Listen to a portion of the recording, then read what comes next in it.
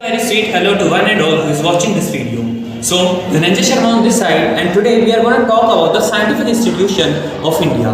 So, whenever we talk about the scientific institution, the first word that strikes to our mind is IIT, and some other word that strikes to our mind are NITs, AIIMS. So, if we talk about IITs, the Indian Institute of Technology, those were established during the 5-year plans of India. The first 3 IITs were established in the third 5-year plan, and the other 5 IITs were established in the 7th 5-year plan. If we are talking about the scientific world, so how can we forget the medical side?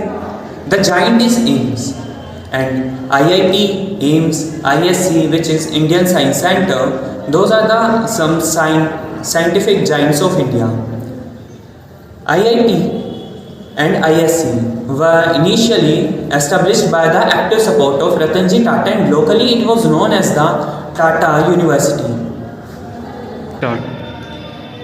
For the development of science, the Indian government has proceeded many policies, just like Science Policy Resolution 1958, Technology Policy Statement 1983, and Science Technology Policy 2003, Science, Technology and Innovation Policy 2013. And the fifth policy, the National Science, Technology and Innovation Policy, is in draft in the public constitution stage.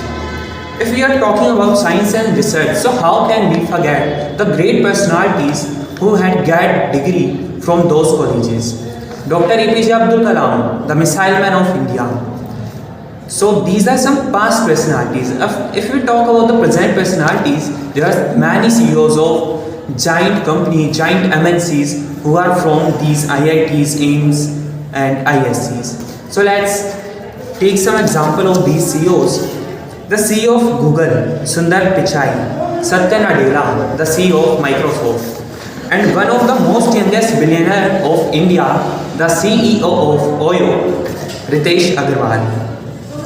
So now we shall discuss about the contribution of India in science and development.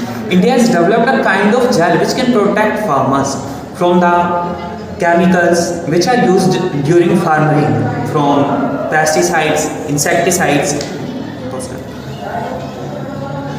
So far, we have discussed about the establishment, usage and the contribution of these scientific institutions. So now we shall discuss that how we have discussed about the establishment and the usage of these giant academies. So now we should discuss that how students can get admission in those colleges or academies. So Indian government conducts many exams like IIT, JEE, NEET, or KVPY and TSC. So firstly we should discuss what is IIT JEE. So it is an exam of 2 stages from which the students can get admission in IIT, NIT or many other engineering colleges. If we talk about medical, so there is a test known as NEET,